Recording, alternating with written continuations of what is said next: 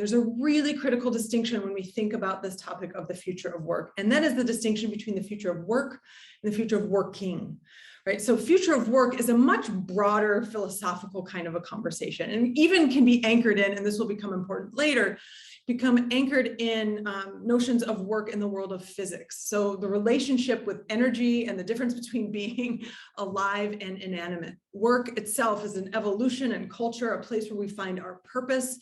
The time and effort that we spend, this is more of an economic definition, the time and effort that we spend meeting our needs and wants. So what is the role of scarcity that we place inside of that? And then meaning, identity, value, purpose. So what is this thing that we call work? What is the function that it serves in society? And how has it shifted over time? And what would we like it to look like? That's one part of the conversation. But most of the conversation, and especially that you see in popular media, is much more about the future of working. What are the tools that enable this? What are the structures that enable this thing that we call work? What are the technologies that are shifting it? And inside of this, there are three big distinctions that I want to share that I discovered on this suitcase experiment that I traveled the world doing all of these interviews in.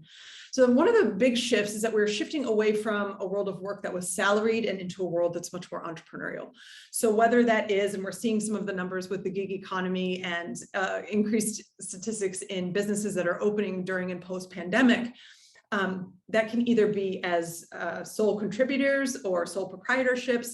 That is, if you want to build a unicorn that's going to scale, or that's if you're working for a more traditional organization that is now demanding that you have entrepreneurial skills. So we're moving away from that sort of prescribed path into something that's more adaptive.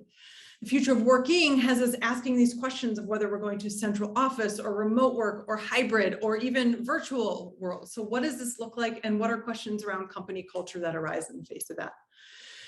And how we train ourselves for this is also shifting, right? So we're looking at a distinction between focusing solely on core abilities. Do I have the technical capacity to do this job?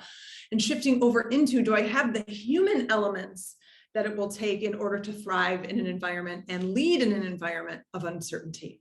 And while there are many other distinctions there given our time today, we're just going to anchor in that. The big point that I will invite you to take away from this is that there is a distinction between what is the future of work, its role in society and our relationship to it, and what is the future of working, which are the tools that enable us to get there.